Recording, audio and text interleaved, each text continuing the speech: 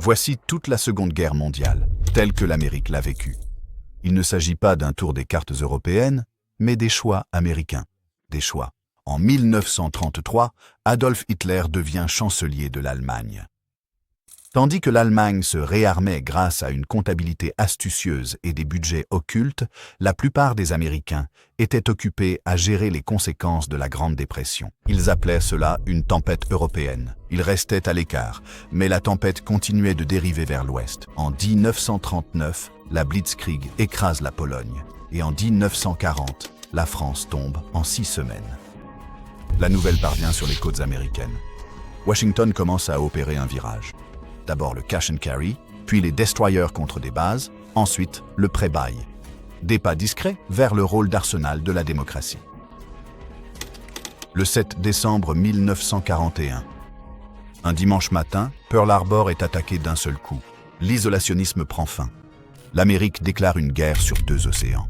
L'Allemagne d'abord, le Japon jusqu'au bout. Midway renverse la situation dans le Pacifique. Le débarquement ouvre la France. La bataille des Ardennes ne parvient pas à briser les forces américaines. En 1945, le régime nazi est tombé et la guerre est terminée. Voici l'histoire d'un pays qui ne voulait pas prendre part au combat et qui est devenu le pivot de la victoire. Aux États-Unis, la première réaction fut la distance. En janvier 1933, les journaux américains traitèrent la nomination d'Adolf Hitler au poste de chancelier d'Allemagne comme une information secondaire, la reléguant souvent en pages intérieures. Ce choix éditorial reflétait une hypothèse largement partagée. Les bouleversements politiques en Europe pouvaient être surveillés, mais non gérés. Le souvenir du coût de la Première Guerre mondiale, en vies humaines et en richesses nationales, avait forgé un isolationnisme tenace. Beaucoup d'Américains étaient déterminés à éviter de répéter ce qu'ils considéraient comme une erreur tragique. Cet état d'esprit trouva une voix puissante dans les enquêtes du comité Nye. La commission du sénateur Gerald Nye examina l'industrie de l'armement et se demanda si les fabricants d'armes avaient tiré profit de l'entrée de l'Amérique dans la dernière guerre et s'ils l'avaient influencée. La suggestion que des intérêts financiers puissent primer sur l'intérêt national accentua le scepticisme du public. Pour beaucoup, les engagements à l'étranger semblaient profiter à une minorité et représenter un danger pour la majorité. L'opinion dominante parmi les électeurs et de nombreux dirigeants était qu'Hitler représentait une nouvelle poussée d'extrémisme européen qui se modérerait avec le temps. Il était perçu comme un radical, mais pas nécessairement comme une menace unique ou durable. Ce jugement sous-estimait le fanatisme idéologique et les ambitions expansionnistes qui animaient le régime nazi. Il se trompait à la fois sur l'homme et sur le mouvement.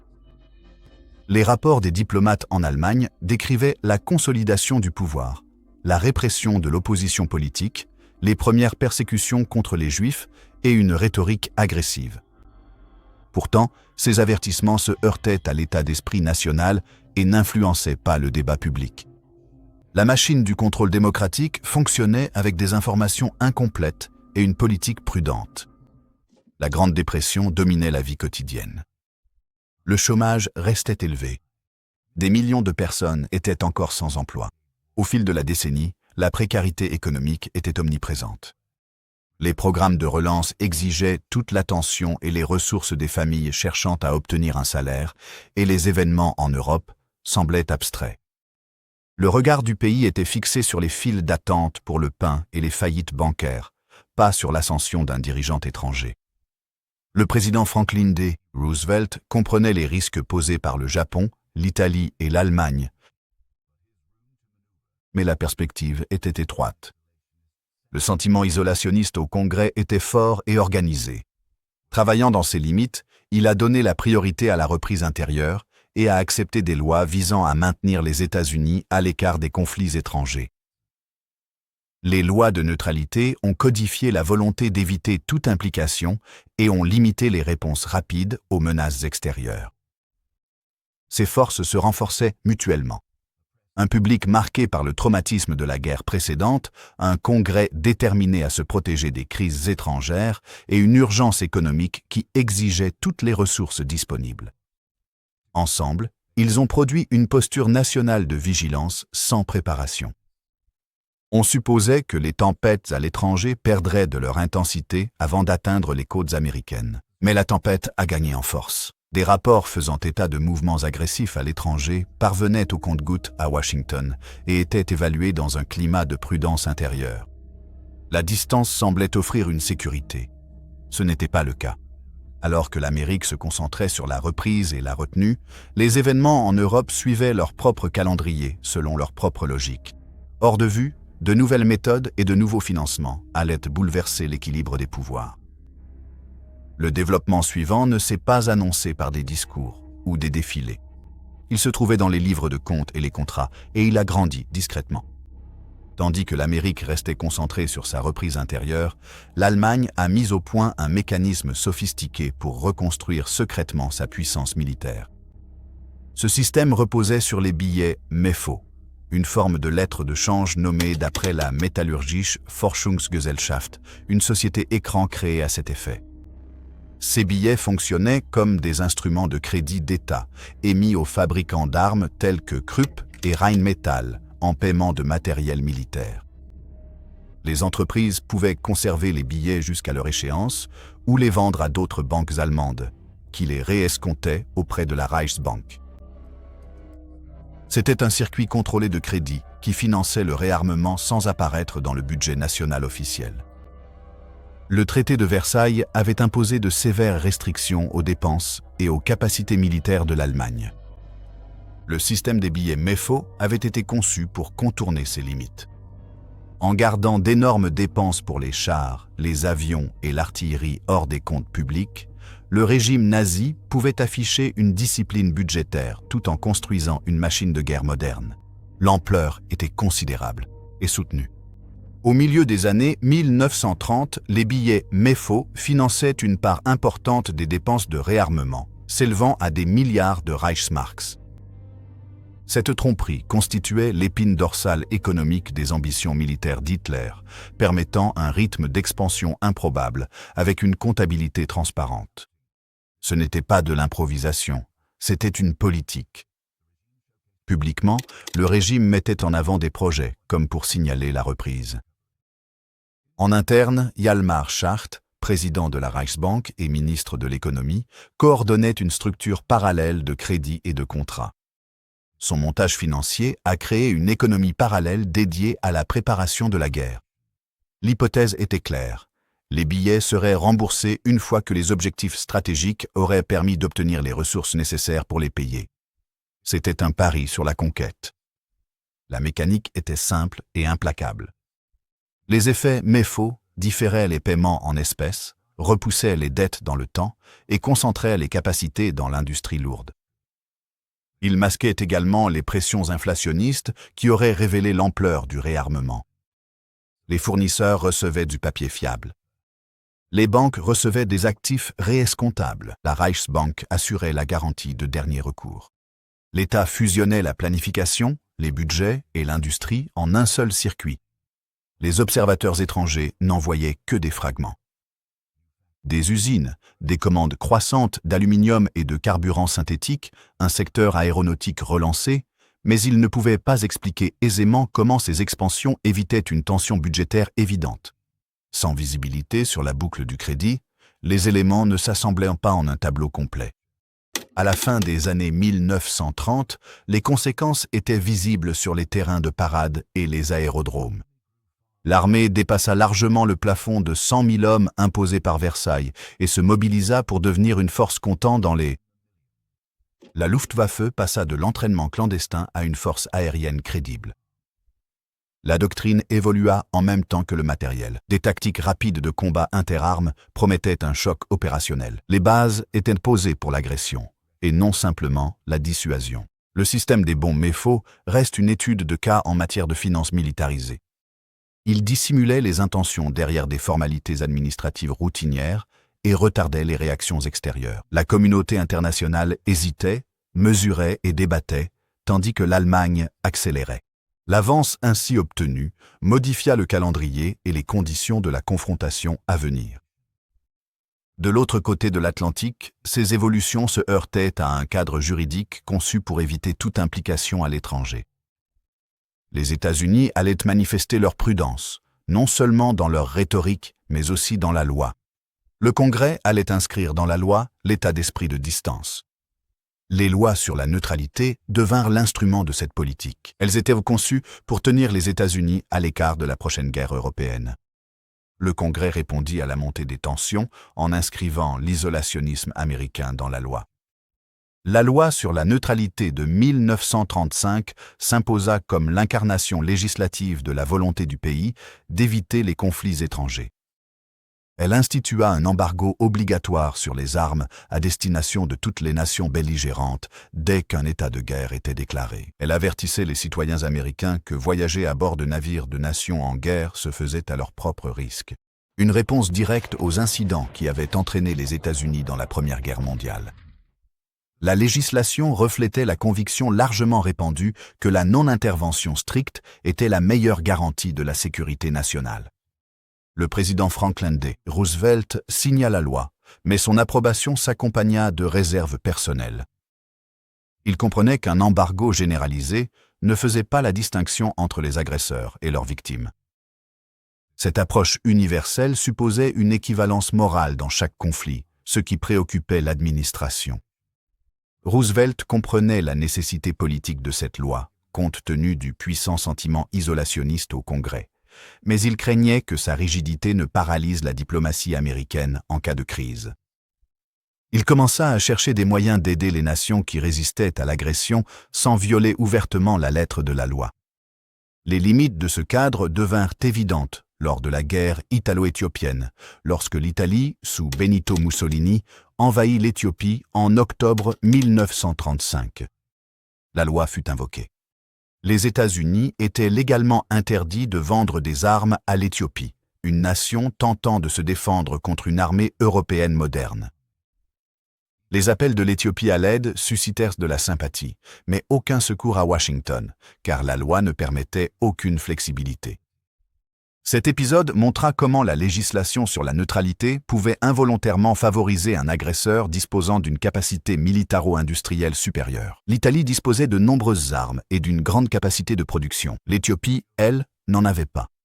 Une politique censée éviter l'implication a faussé le champ de bataille.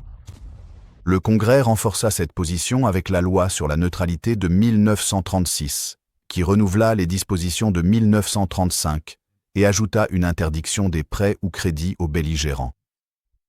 L'année suivante, la loi sur la neutralité de 1937 rendit ces mesures permanentes et introduisit la clause du « cash and carry ». Les belligérants pouvaient acheter certains biens non militaires, comme le pétrole et les matériaux industriels, à condition de payer immédiatement et de transporter eux-mêmes les marchandises sur leurs propres navires.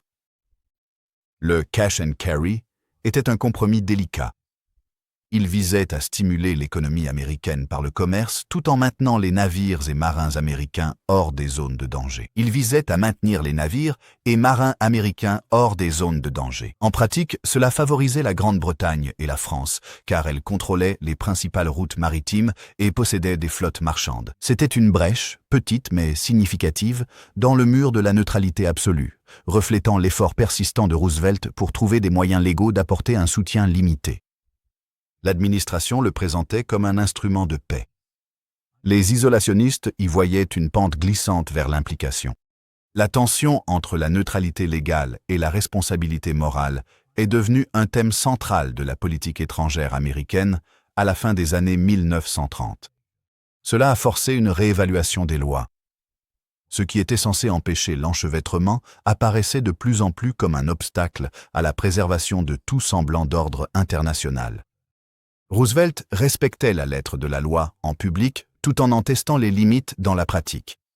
Il a expérimenté des embargos moraux, exhortant les entreprises américaines à éviter de vendre des avions au régime qui bombardait des civils. Des mesures volontaires sans force de loi, mais dont l'intention était claire. Cette période a révélé un gouvernement divisé réagissant à un monde en détérioration. La branche exécutive percevait la menace et repoussait les limites. La branche législative faisait écho à une opinion publique méfiante envers la guerre et renforçait ses limites. Les lois sur la neutralité ont évolué sous la pression, renouvelées, amendées, mises à l'épreuve. Pourtant, leur logique fondamentale subsistait, la distance avant tout, la prudence toujours. Les événements allaient bientôt mettre cette logique à l'épreuve face à la rapidité et à la surprise et obliger les planificateurs à se demander si des lois conçues pour une crise lente pouvaient résister à une guerre qui évoluait d'une semaine à l'autre. Le choc est venu de l'Est. La campagne de Pologne a rendu concrètes des mises en garde jusque-là abstraites. L'invasion de la Pologne par l'Allemagne, le 1er septembre 1939, a démontré un nouveau type de guerre qui rendait obsolètes les doctrines militaires précédentes. Connu sous le nom de Blitzkrieg ou guerre éclair, il intégrait la puissance aérienne, les blindés et l'infanterie mobile en un seul instrument d'attaque coordonné.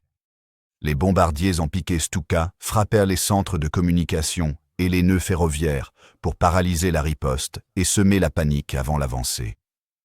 Les divisions de Panzer perçaient ensuite les lignes de défense, avançant plus vite que les forces adverses ne pouvaient réagir. Des poches de résistance. Cette intégration créait une vague continue de destruction qui contournait les points forts et visait les structures de commandement. Les observateurs militaires américains, imprégnés de l'expérience de la Première Guerre mondiale, s'attendaient à un conflit de guerre de tranchées statiques. Ils s'attendaient à une bataille lente, épuisante et d'usure, où les défenses tiendraient pendant des mois, voire des années. L'effondrement rapide des forces polonaises en quelques semaines provoqua un choc profond chez les planificateurs du département de la guerre. L'armée polonaise, bien que vaillante, était configurée pour mener la guerre précédente. Ces brigades de cavalerie étaient surpassées par les chars et les unités mécanisées allemandes, et ces plans de mobilisation furent perturbés par la rapidité et la profondeur de l'attaque allemande. Le front s'est désintégré plus vite que les ordres ne pouvaient être donnés. La rapidité de la défaite de la Pologne força une réévaluation immédiate et fondamentale de la doctrine militaire américaine. L'hypothèse selon laquelle les États-Unis disposeraient de suffisamment de temps pour mobiliser leur industrie était désormais remise en question. Un ennemi futur pourrait remporter une victoire décisive avant que la puissance américaine ne puisse être engagée. Les planificateurs du département de la guerre entamèrent une étude intensive des tactiques allemandes, disséquant chaque rapport de la campagne de Pologne. Ils analysèrent le rythme opérationnel, l'utilisation des armes combinées et l'accent mis sur la pénétration en profondeur plutôt que sur l'assaut frontal. Cette analyse révéla des lacunes critiques dans la structure et la réflexion même de l'armée américaine. L'armée américaine était petite, mal équipée en armes modernes, et son entraînement mettait l'accent sur des méthodes que la Blitzkrieg venait de démontrer comme inefficaces. L'attention se porta alors sur le développement d'une force plus mobile et mécanisée, capable de déploiement rapide et d'actions offensives. Les leçons tirées de la Pologne influencèrent directement la création de nouvelles divisions blindées et accélérèrent le développement de plateformes blindées plus performantes. Des sondages d'opinion publique menés à la suite des IEDS. L'invasion montra une forte augmentation de l'inquiétude des Américains concernant les événements européens. Bien que les chiffres précis variaient, les enquêtes de Gallup ont enregistré une part croissante d'Américains, estimant qu'il valait la peine d'envisager d'aider ceux qui résistaient à l'agression, même si une majorité restait opposée à une entrée directe dans la guerre. La chute de la Pologne n'était pas un événement lointain ou abstrait. C'était une démonstration concrète d'une forme d'agression rapide et coordonnée. Les journaux et les actualités filmées ont apporté dans les foyers américains des images du bombardement de Varsovie et des colonnes de réfugiés, rendant la menace immédiate. L'idée confortable que les guerres européennes seraient des affaires lentes et contenues s'est évaporée. Les quelques semaines qu'il a fallu pour que la Pologne tombe ont établi une nouvelle référence pour la guerre moderne. La supériorité doctrinale, l'aviation, les blindés et l'infanterie mobile, agissant de concert, pouvaient porter un coup décisif avec une rapidité stupéfiante.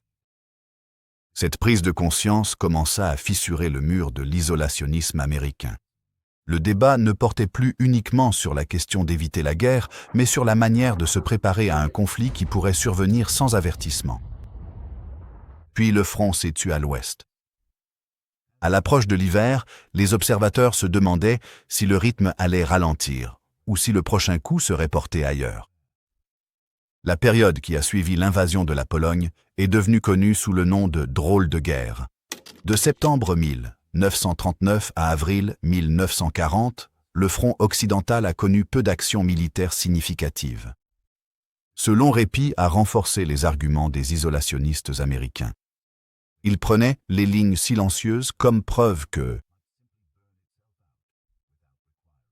l'implication américaine n'était pas nécessaire. L'absence d'opération décisive a permis à beaucoup de s'accrocher à l'espoir que les États-Unis pourraient rester spectateurs. Cette illusion s'est effondrée au printemps 1940. Le 10 mai, l'Allemagne a lancé son offensive à l'ouest avec un effet dévastateur. L'attaque principale n'a pas frappé la ligne Maginot, fortement fortifiée. Elle a traversé la forêt des Ardennes. Un terrain que les planificateurs alliés considéraient comme inadapté à une armée moderne et mécanisée. Ils pensaient que les bois denses et les routes étroites retarderaient toute avancée suffisamment longtemps pour permettre aux réserves de contre-attaquer. Cette hypothèse s'est révélée fausse. Les divisions de panzers allemandes, dirigées par des commandants ayant perfectionné la doctrine des armes combinées, ont traversé les Ardennes avec rapidité et coordination. Elles ont obtenu un effet de surprise tactique à Sedan, ont brisé la ligne française et se sont précipitées vers la Manche. En quelques jours, les pointes blindées ont coupé les forces alliées du nord de leur base, à l'intérieur du pays. La manœuvre était une diversion, alliée à l'audace. Une feinte en Belgique a attiré l'attention des Alliés, tandis que le coup décisif était porté plus au sud. Le résultat fut l'encerclement. Le corps expéditionnaire britannique et d'importantes formations françaises se retrouvèrent piégés près du port de Dunkerque, acculés à la mer. L'évacuation qui s'ensuivit permit de sauver un grand nombre de soldats, mais elle ne compensa pas la défaite stratégique. Le matériel fut abandonné, les unités anéanties et l'initiative perdue. La France avait été déjouée lors d'une campagne qui se comptait en semaines. L'offensive se tourna alors vers le sud. Privés de leur meilleure formation, capturés ou évacués, les Français peinaient à former une ligne cohérente. Les méthodes utilisées en Pologne, la puissance aérienne pour désorganiser, les blindés pour percer, l'infanterie mobile pour exploiter, déferlèrent désormais sur la France.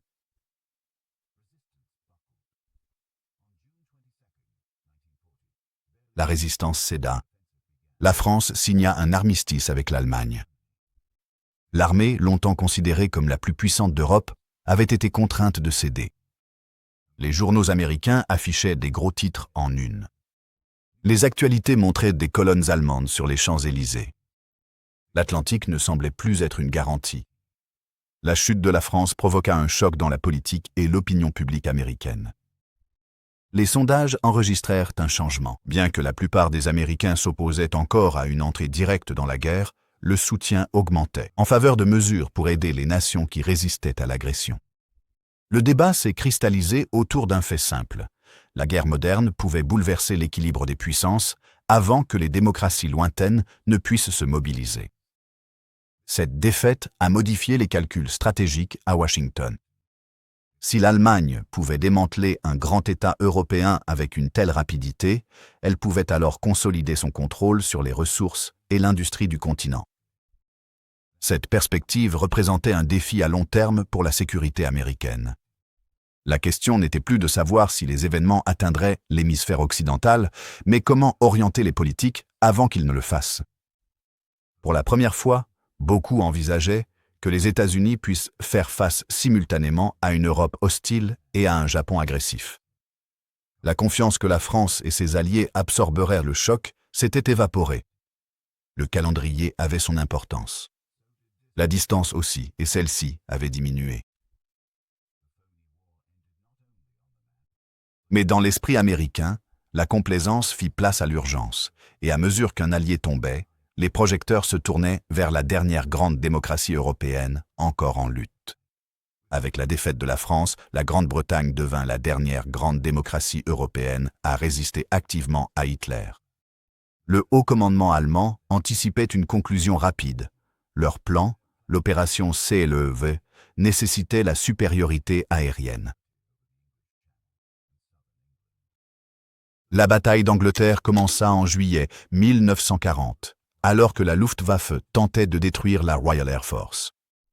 Il ne s'agissait pas d'une bataille pour un territoire, mais pour le contrôle du ciel, condition préalable à l'invasion. Les correspondants américains basés à Londres offraient une fenêtre directe sur le conflit. Des journalistes comme Edward R. Murrow diffusaient chaque soir des reportages radio décrivant la campagne de bombardements allemands incessants, connue sous le nom de Blitz. Crépitant d'électricité statique, il apportait dans les salons américains les sons des sirènes d'alerte aérienne, de la DCA et des bâtiments qui s'effondraient. L'ouverture emblématique de Murrow, ici Londres, devint un symbole de résilience.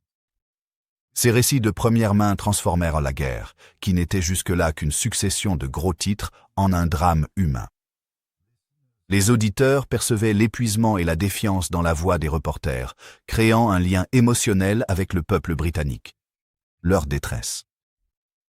La performance de la Royal Air Force face à un adversaire plus puissant suscita l'admiration des Américains. Des pilotes, dont beaucoup à peine sortis de l'école de pilotage, affrontaient quotidiennement la Luftwaffe dans des combats aériens. Les atouts technologiques des chasseurs Spitfire et Hurricane, associés à un système intégré de défense aérienne comprenant le radar et un réseau de commandement et de contrôle coordonné, permirent à la RAF d'infliger de lourdes pertes et de réagir avec précision. Le courage de ces pilotes, célébré comme « les quelques-uns » par le Premier ministre Winston Churchill, trouva un profond écho aux États-Unis. C'était un récit d'héroïsme individuel et de système discipliné triomphant de la force brute. Le président Roosevelt reconnut la nécessité stratégique de maintenir la Grande-Bretagne dans le conflit. Il commença à repousser les limites de la neutralité, cherchant des moyens d'apporter un soutien matériel. L'accord Destroyer contre base, finalisé en septembre 1940, fut le résultat direct de cet effort. L'accord échangeait 50 destroyers américains vieillissants. Des destroyers de la marine américaine datant de la Première Guerre mondiale contre des baux de 99 ans, afin d'établir des bases militaires américaines sur des territoires britanniques à Terre-Neuve, aux Bermudes et dans les Caraïbes. Cette transaction fut un moment décisif. Elle constitua la première mesure concrète et matérielle vers un soutien actif des États-Unis aux Alliés. Sur le plan légal, Roosevelt présenta cela comme un renforcement de la défense nationale, affirmant que les nouvelles bases étaient essentielles pour protéger l'hémisphère occidental. Politiquement, c'était une initiative audacieuse qui mettait à l'épreuve l'esprit, sinon la lettre, des lois sur la neutralité. Les isolationnistes l'ont critiqué comme un acte de guerre, mais l'opinion publique commençait à pencher en faveur du soutien à la Grande-Bretagne. L'image de la Grande-Bretagne se dressant seule face à la tyrannie nazie a transformé l'opinion américaine. Les bombardements incessants des villes britanniques, loin de briser le moral, semblaient au contraire le renforcer. Cette résistance a fait une forte impression. Pour beaucoup d'Américains, la question n'était plus de savoir si la Grande-Bretagne pouvait survivre, mais ce qui se passerait si elle tombait. Une Allemagne contrôlant l'Europe de l'Ouest représentait un défi à long terme pour la sécurité et les intérêts économiques américains. La bataille d'Angleterre a atteint son apogée en septembre 1940. La Luftwaffe a changé de stratégie, passant des attaques contre les aérodromes à des frappes destinées à briser la volonté des civils. Ce changement a permis à la RAF de retrouver sa force. L'échec à obtenir la supériorité aérienne força Hitler à reporter indéfiniment l'opération Sea Lion. La menace immédiate d'invasion s'est éloignée. Le résultat eut un effet clair sur la perception américaine. Il montra que l'Allemagne pouvait être arrêtée. La résistance britannique offrait un nouveau récit. Une victoire alliée devenait possible, à condition d'avoir du temps et un soutien matériel. Cette conclusion a préparé le terrain à un changement de politique plus large à Washington, où les dirigeants réfléchissaient désormais à la manière de soutenir un partenaire encore engagé dans le combat. L'étape suivante irait au-delà d'un simple accord. Elle exigerait un cadre permettant de transformer la sympathie en une production soutenue et la prudence en capacité. Washington passa de l'improvisation à la doctrine. L'arsenal de la démocratie devint une politique. Lors d'une causerie au coin du feu en décembre 1940, le président Franklin Roosevelt présenta un nouveau concept au peuple américain. Il déclara que les États-Unis devaient devenir l'arsenal de la démocratie. La nation fournirait activement aux Alliés les outils de la guerre, transformant la capacité industrielle en une arme stratégique. Roosevelt a présenté la lutte comme une défense des idéaux démocratiques et de la sécurité américaine, avec les usines en première ligne. De la défense. Les paroles furent suivies par la législation. La loi Prebail, anciennement intitulée Loi visant à promouvoir la défense des États-Unis, fut soumise au Congrès en janvier 1941. Son objectif était de supprimer l'obstacle du paiement comptant, qui avait limité l'aide en vertu des règles de neutralité. Les réserves de la Grande-Bretagne étaient sur le point d'être épuisées.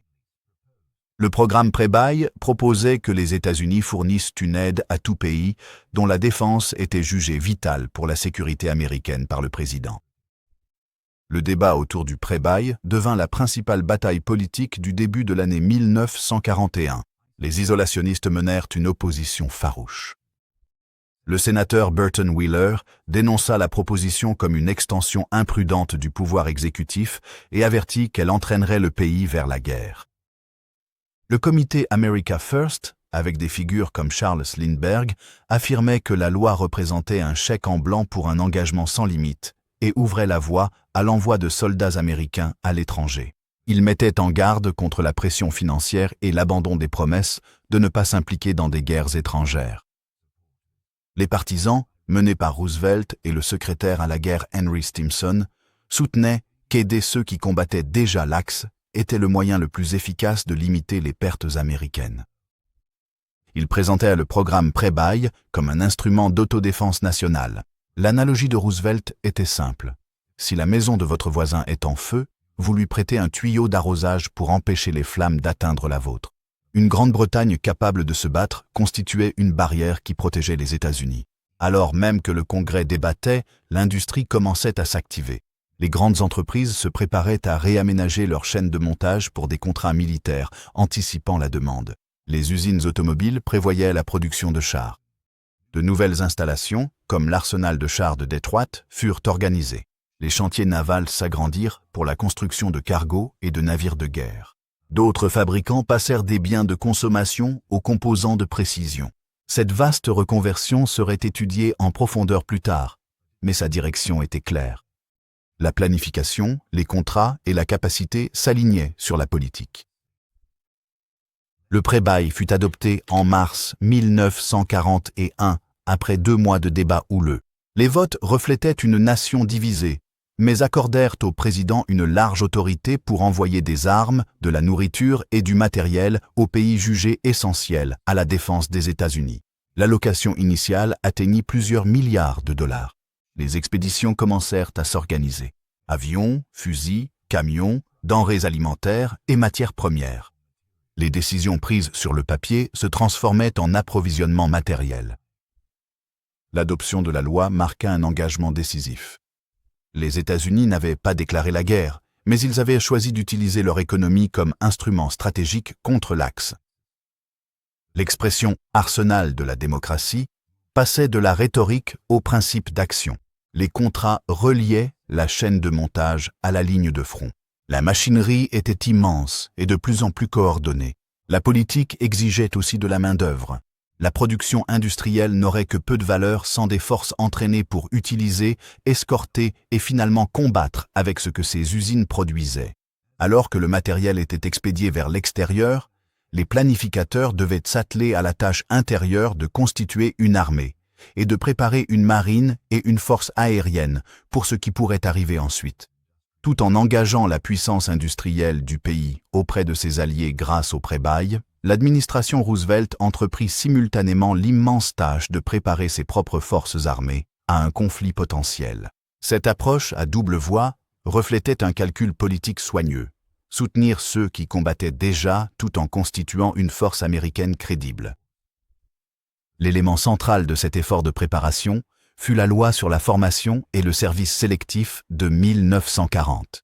Cette législation marqua une rupture historique avec la tradition. en instaurant la première conscription en temps de paix de l'histoire du pays.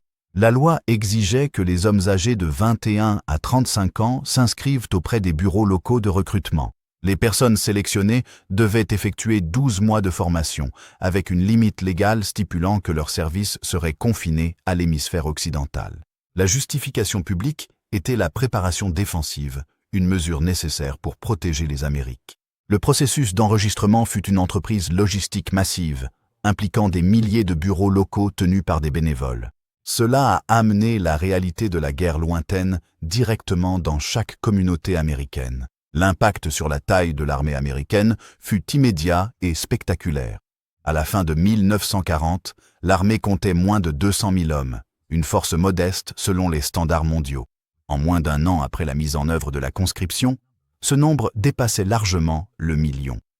Les nouvelles recrues, souvent appelées « sélectionnées », se présentaient dans des camps d'entraînement à travers tout le pays. Ils échangeaient leurs vêtements civils contre des uniformes et commençaient à apprendre les bases du métier de soldat. Cette expansion rapide transforma l'armée, passant d'une force de maintien de l'ordre à une armée de masse naissante. Cependant, l'ampleur de cette montée en puissance révéla d'importants problèmes. De grandes manœuvres, en 1941, notamment en Louisiane et dans les Carolines, mirent en lumière de graves lacunes en matière d'entraînement, d'équipement et de commandement.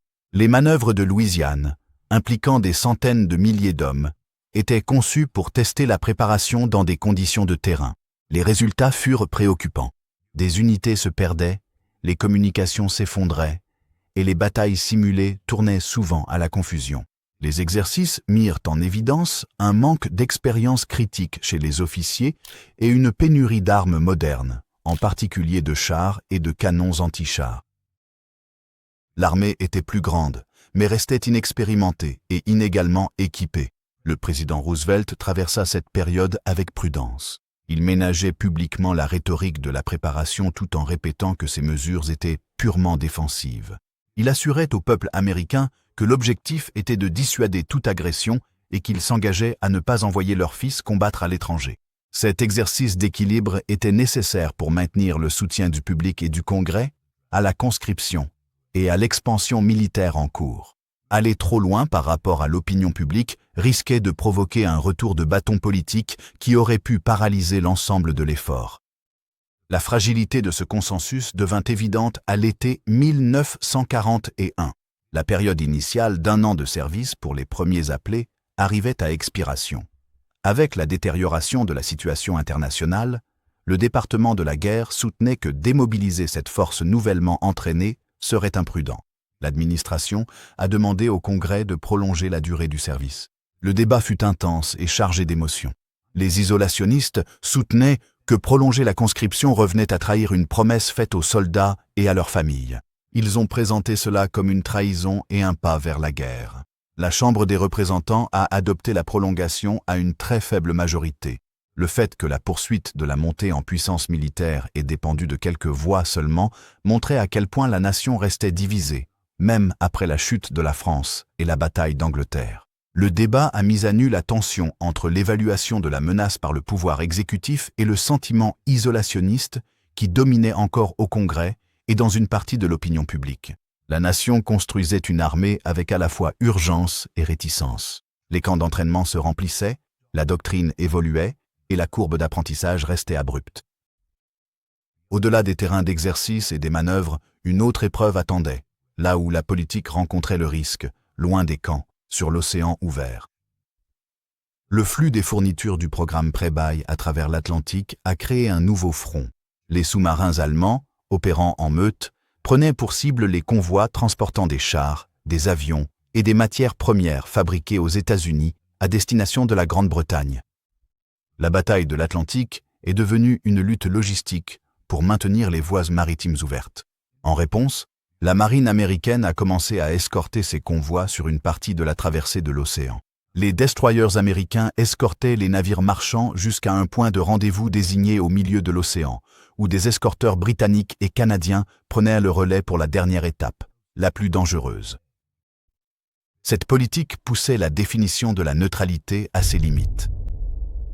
Le premier incident majeur eut lieu le 4 septembre 1941.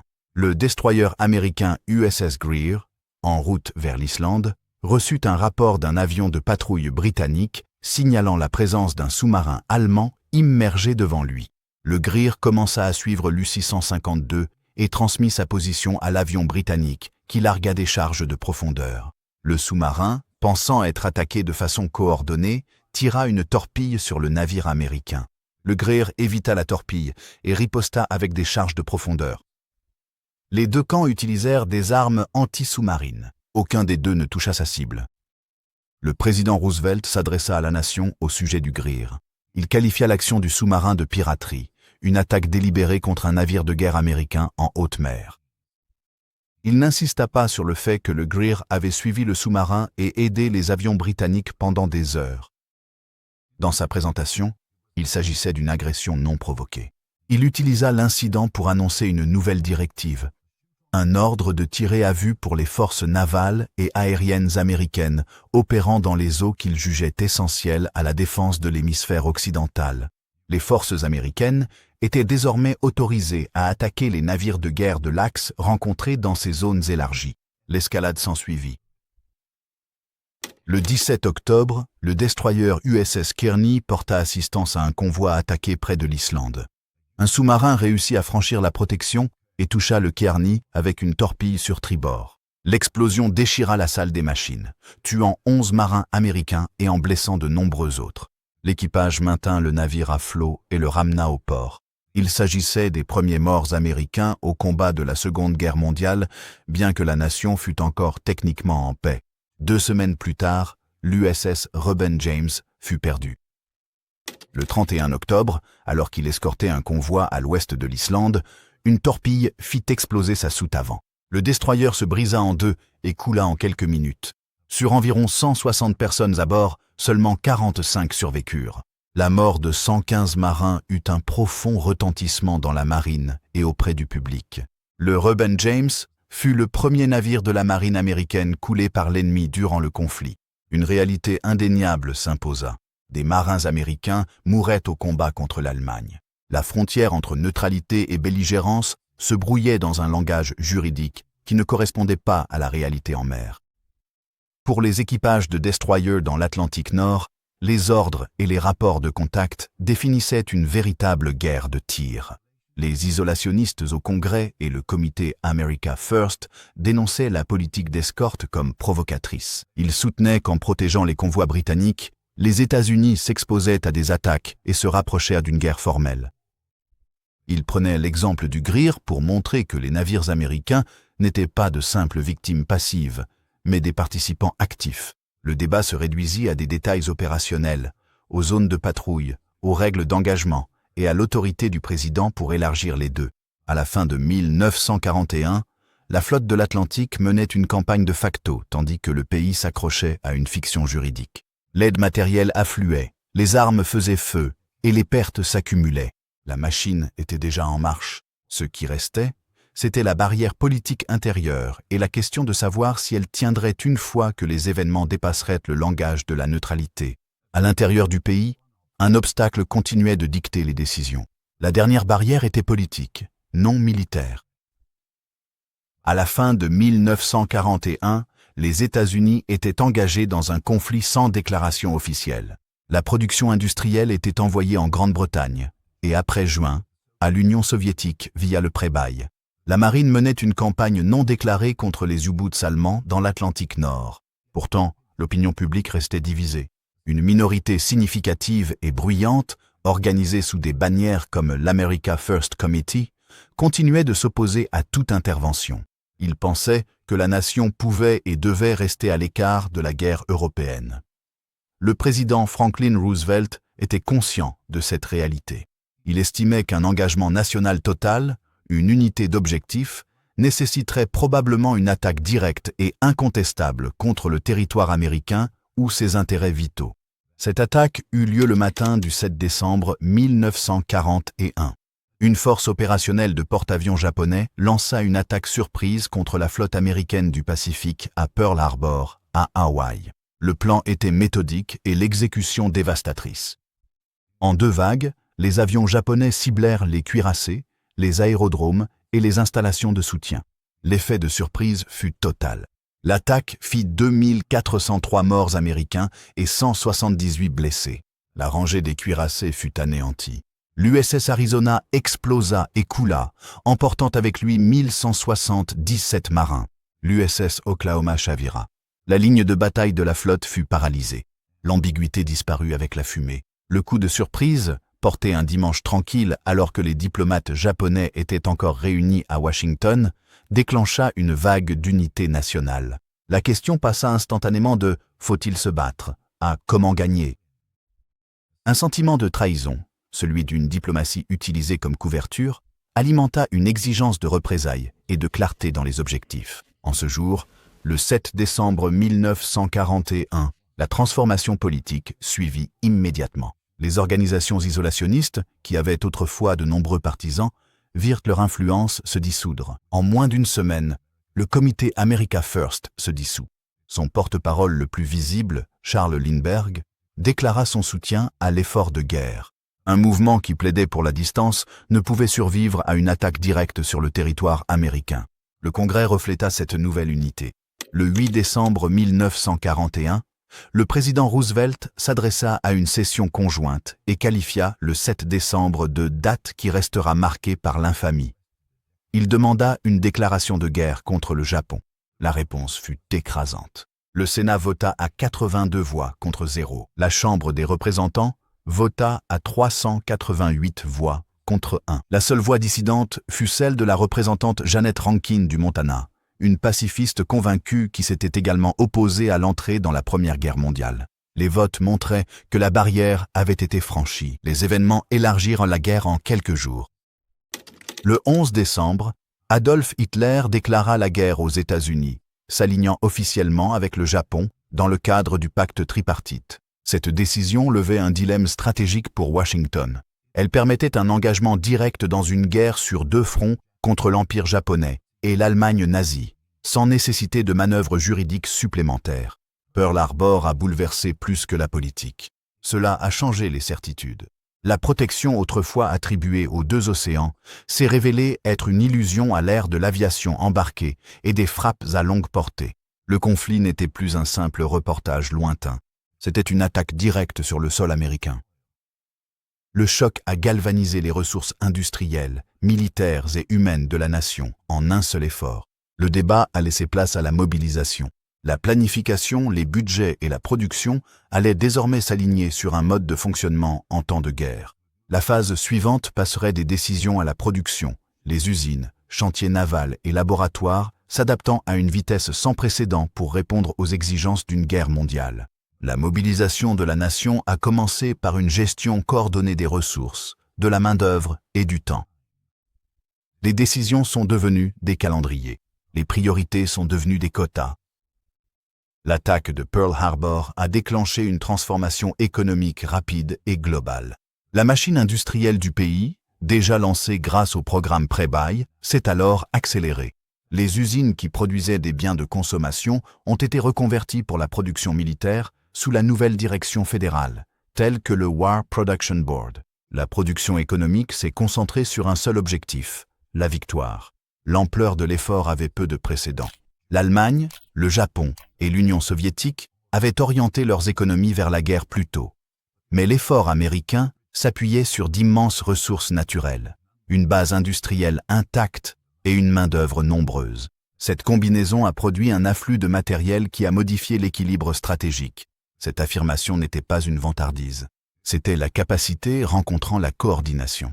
Un signal décisif est venu en février 1942, lorsque les constructeurs automobiles ont cessé la production de voitures civiles.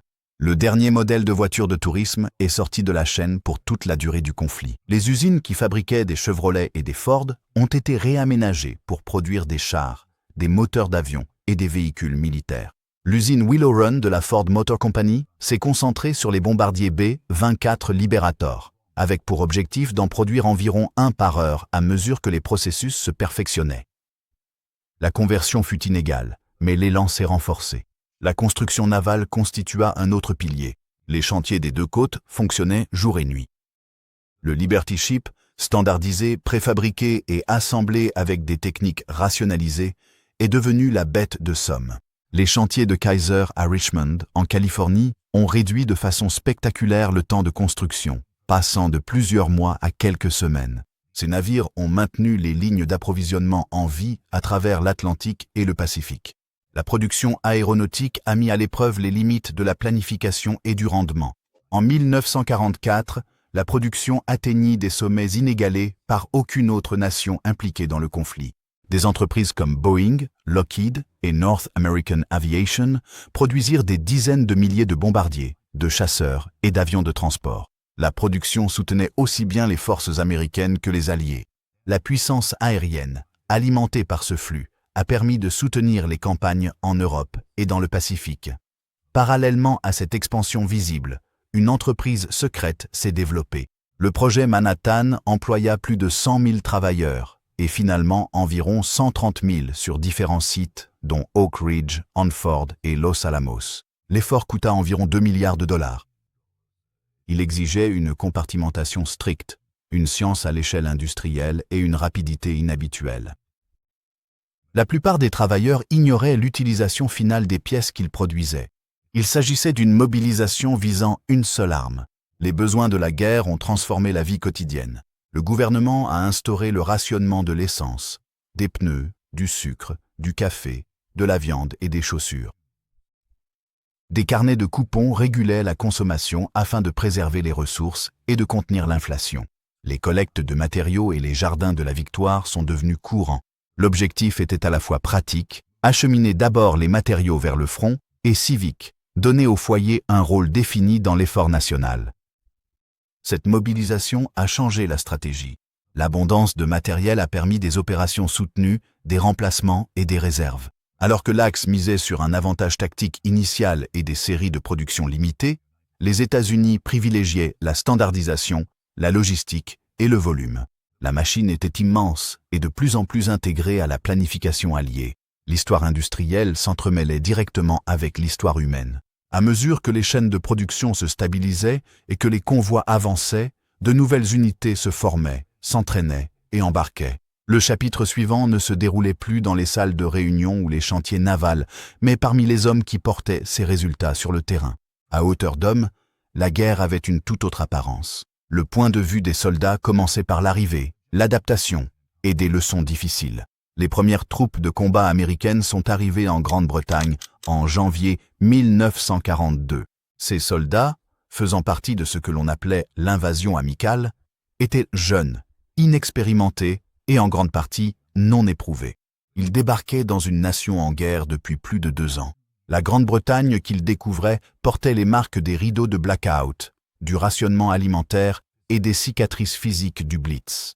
Pour les civils et soldats britanniques qui les accueillaient, les Américains représentaient un renfort attendu de longue date et une source de curiosité. Les GI semblaient bien nourris, confiants et dotés de confort matériel devenu rare. La période initiale fut consacrée à un entraînement intensif. Les unités américaines étaient stationnées à travers la campagne anglaise, s'adaptant aux conditions européennes. L'entraînement mettait l'accent sur l'interopérabilité avec les forces alliées, en particulier les Britanniques. Les soldats apprenaient de nouvelles procédures, se familiarisaient avec un équipement différent et effectuaient des manœuvres à grande échelle. L'objectif était de forger une force de combat cohésive à partir de jeunes conscrits. La préparation était essentielle, mais elle restait théorique tant que le combat n'en donnait pas le verdict. Cette épreuve arriva avec l'opération Torch, l'invasion alliée de l'Afrique du Nord en novembre 1942. Ce débarquement amphibie marqua la première grande offensive terrestre américaine contre l'Axe. Les débarquements eux-mêmes furent en grande partie réussis, mais la campagne qui suivit révéla des faiblesses. Lorsque les forces américaines avancèrent en Tunisie, elles se heurtèrent à des unités aguerries de l'Afrika Korps allemand. Le résultat fut une lourde défaite lors de la bataille du col de Kasserine en février 1943. L'engagement révéla des lacunes critiques dans la préparation au combat des Américains. Des soldats inexpérimentés, dirigés par des officiers novices, furent déjoués par des commandants allemands chevronnés. Les dispositifs tactiques étaient médiocres, la cohésion des unités s'effondra sous la pression, et l'insuffisance des armes anti-chars laissa les formations vulnérables aux blindés allemands. La défaite fut brutale, mais riche d'enseignements. Elle força des changements rapides dans le commandement et la doctrine. Les chefs inefficaces furent remplacés et l'entraînement fut intensifié afin de refléter la réalité d'un combat contre un ennemi aguerri. Les survivants de la campagne de Tunisie en sortirent avec une expérience qui allait façonner les opérations ultérieures en Sicile et en Italie. Ils apprirent à respecter la compétence des soldats allemands tout en gagnant confiance en leurs propres capacités et dans le potentiel de leur équipement lorsqu'il était correctement utilisé. Kasserine est devenu un tournant, accélérant la transformation de l'armée américaine d'une force novice en une armée professionnelle. Le soldat américain apportait une approche distincte de la guerre, qui contrastait avec les méthodes européennes. L'armée américaine mettait l'accent sur la technologie, la logistique et une puissance de feu écrasante. Cette doctrine reflétait une culture industrielle. La solution à un problème sur le champ de bataille venait souvent de la production et de l'application de moyens matériels, plutôt que de s'appuyer principalement sur le génie tactique des petites unités. Les plans américains s'appuyaient sur des barrages d'artillerie, des bombardements aériens et un volume important de ravitaillement pour percer les positions. Cette méthode nécessitait une logistique immense. Pour chaque soldat en première ligne, plusieurs autres transportaient des munitions, de la nourriture, du carburant et des pièces de rechange. L'armée avançait avec son infrastructure, construisant des aérodromes, des pipelines et des dépôts au fur et à mesure de sa progression. Les opérations pouvaient être plus lentes et plus délibérées que les manœuvres allemandes, mais elles étaient implacables et durables. Un ennemi pouvait arrêter une attaque américaine, mais une autre suivrait. Aussi bien approvisionnée, souvent mieux coordonnée.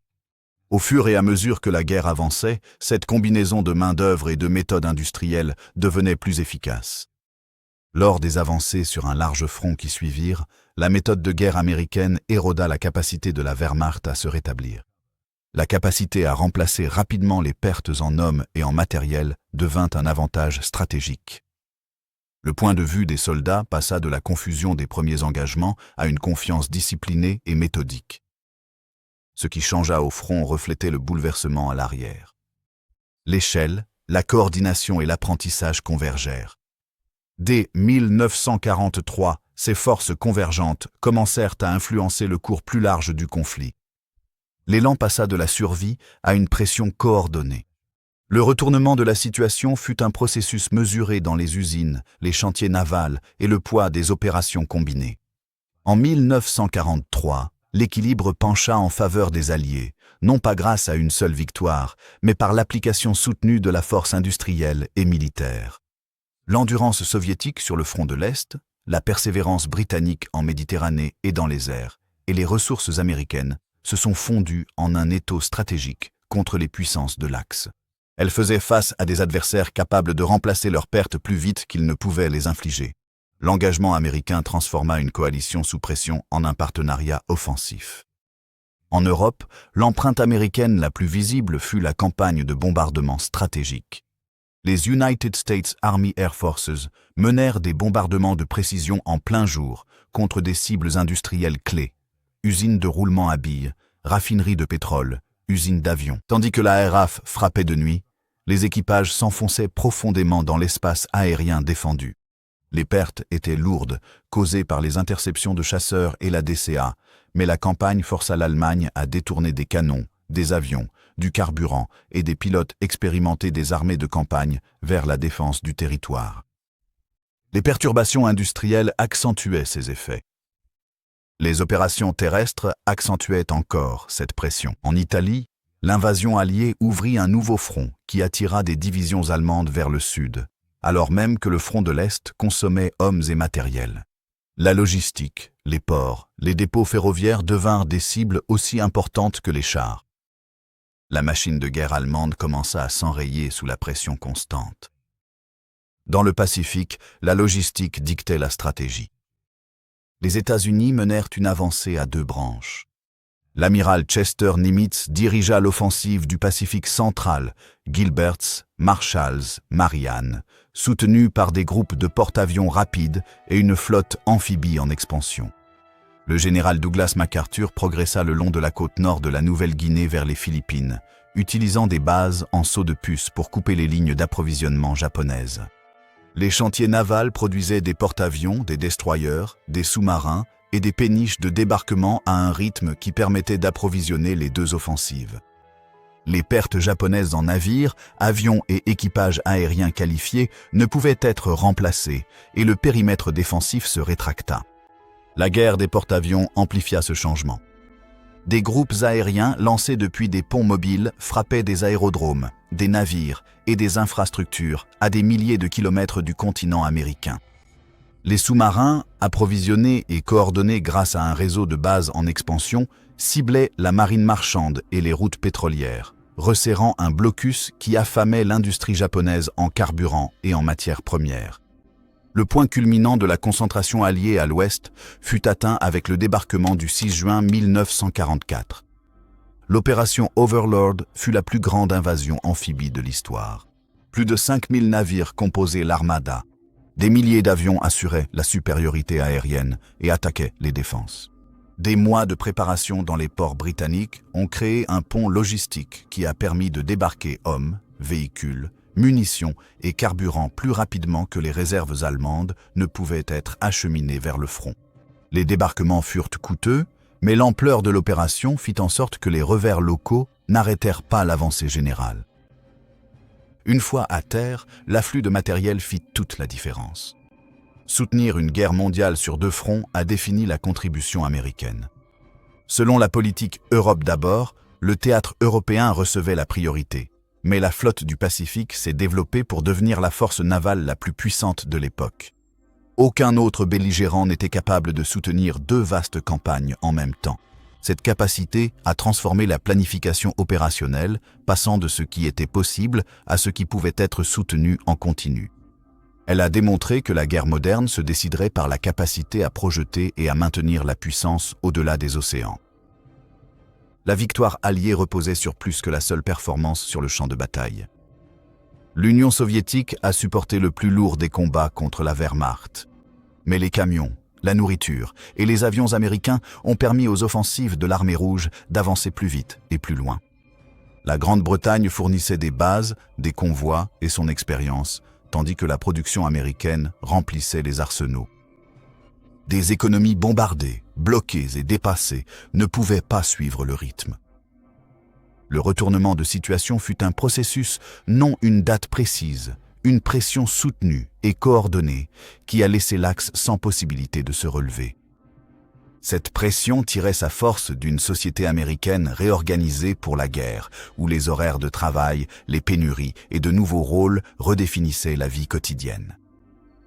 Les lignes de front commençaient bien loin du champ de bataille, dans les quartiers, les salles de classe et les usines bondées qui servaient désormais un seul objectif. À l'arrière, la transformation passait de la politique aux personnes.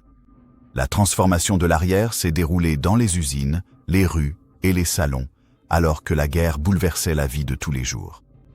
Le changement le plus visible fut l'entrée de millions de femmes dans la main-d'œuvre industrielle.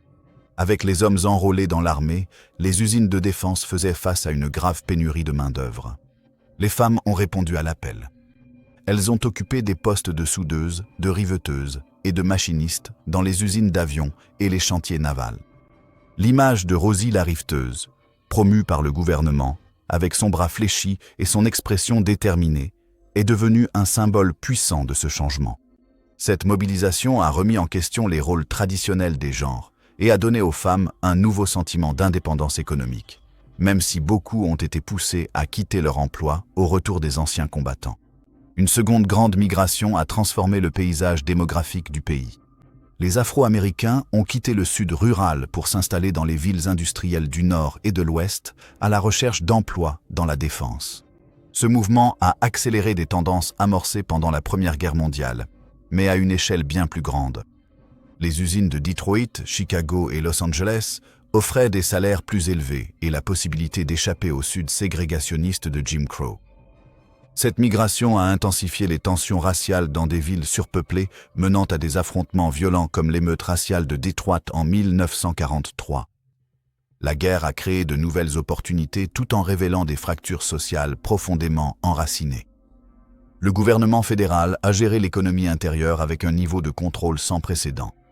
L'Office of Price Administration a mis en place un système complet de rationnement pour les biens essentiels comme l'essence, les pneus, la viande et le sucre. L'objectif était de freiner l'inflation et d'assurer une répartition équitable des ressources rares pour l'armée. Les citoyens recevaient des carnets de coupons qui limitaient leurs achats. Les contrôles des prix visaient à empêcher la spéculation et à maintenir le coût de la vie à un niveau abordable pour les familles ouvrières. Ces mesures exigeaient des sacrifices, mais étaient largement acceptées comme nécessaires. Les bons de guerre sont devenus un autre moyen de participation pour les civils. Le gouvernement a financé une part importante de la guerre grâce à la vente de ces bons au public. À travers de vastes campagnes publicitaires mettant en scène des stars de cinéma et des images patriotiques, les citoyens étaient encouragés à investir leurs économies dans l'effort de guerre. Acheter un bon était présenté comme une contribution directe à la victoire. Le programme a permis de récolter des milliards de dollars et a aidé à contrôler l'inflation en absorbant l'excès de pouvoir d'achat des consommateurs. Cela donnait aux Américains ordinaires un intérêt financier dans l'issue du conflit. Hollywood a joué un rôle important dans la formation de l'opinion publique. Les studios produisaient un mélange de propagande et de divertissement populaire qui renforçait les thèmes patriotiques. Les films montraient des soldats au combat, des familles supportant le rationnement et la séparation, ainsi que les crimes des puissances de l'Axe. Même les comédies musicales et les comédies faisaient référence aux campagnes d'achat de bons et aux pénuries. En intégrant la guerre dans le récit culturel, les stars de cinéma s'engageaient ou parcouraient le pays pour vendre des bons, brouillant la frontière entre célébrité et devoir civique. L'absence de millions d'hommes a entraîné des changements sociaux durables. Les femmes gérèrent seules les foyers et les fermes. Les enfants prenaient davantage de responsabilités. L'expérience de la séparation et de l'indépendance, tant pour ceux qui servaient que pour ceux qui restaient, a modifié la dynamique familiale et les attentes. Ces évolutions ont influencé les normes sociales de l'après-guerre, contribuant à des revendications pour plus d'égalité et à des changements dans la vie familiale. La recherche scientifique et technologique s'est accélérée sous la pression de la guerre. Le gouvernement a investi massivement dans des projets à application militaire, menant à des avancées majeures dans le radar, la propulsion à réaction, les antibiotiques et la bombe atomique. La collaboration entre les universités, l'industrie et l'armée a établi un modèle pour la recherche et le développement d'après-guerre. Cet investissement a jeté les bases des avancées technologiques qui ont suivi. L'Amérique est sortie de la guerre non seulement victorieuse, mais transformée. Le gouvernement fédéral avait démontré sa capacité à gérer une économie dirigée. Les minorités ont réussi à s'imposer dans les emplois industriels. Les femmes ont prouvé leur capacité dans des rôles qui leur étaient auparavant refusés. La guerre a mis fin à la Grande Dépression et a libéré un immense potentiel économique. L'arrière était une composante essentielle de la machine de guerre et sa transformation a eu des conséquences stratégiques. De ces changements ont découlé de nouvelles attentes concernant le gouvernement, les opportunités et la place de l'Amérique dans le monde. Des attentes qui allaient structurer le débat à venir. De ce bouleversement est née une posture durable. L'héritage de l'engagement a défini la manière dont les États-Unis allaient se présenter au monde, au-delà de 1945. Le débat d'avant-guerre entre l'isolationnisme et l'internationalisme a été tranché par l'expérience de la Seconde Guerre mondiale. L'idée que la nation pouvait se replier derrière des barrières océaniques et rester en sécurité a été discréditée. Pearl Harbor a prouvé que la portée moderne effaçait la distance protectrice. Les États-Unis sont apparus non seulement comme vainqueurs, mais aussi comme une puissance mondiale dominante dont les responsabilités ne seraient là pas facilement abandonnées. Renoncer au leadership signifiait accepter des résultats dictés par d'autres. Un nouveau consensus s'est formé. L'engagement actif était essentiel à la sécurité nationale. Ce rôle a rapidement été intégré dans des institutions. L'Organisation des Nations Unies, fondée en 1945, visait à prévenir de futurs conflits par la sécurité collective. Son Conseil de sécurité, avec des membres permanents et un droit de veto, reflétait la répartition du pouvoir à la fin de la guerre et la centralité des États-Unis. Parallèlement, le système de Bretton Woods a créé la Banque mondiale et le Fonds monétaire international. Des responsables et économistes américains ont contribué à concevoir ces organismes, et la force du dollar a servi d'ancrage à ce cadre. L'objectif était d'instaurer la stabilité, des règles, le crédit et la coordination afin d'éviter les troubles économiques qui avaient alimenté l'extrémisme. Au niveau national, la politique a transformé la victoire en opportunité. La loi de 1944 sur la réadaptation des militaires, le GI, nous avons offert aux anciens combattants des bourses d'études, des allocations et des prêts immobiliers bonifiés. Les résultats étaient structurels. Les inscriptions à l'université ont fortement augmenté, contribuant à l'essor d'une classe moyenne instruite. L'accès à la propriété s'est étendu grâce à de nouveaux lotissements, catalysant un boom immobilier et la croissance des banlieues. La loi récompensait le service et renforçait les capacités en orientant les ressources publiques vers le développement des compétences et des actifs plutôt que vers des paiements ponctuels. La mobilisation en temps de guerre a également façonné la croissance économique. La réflexion.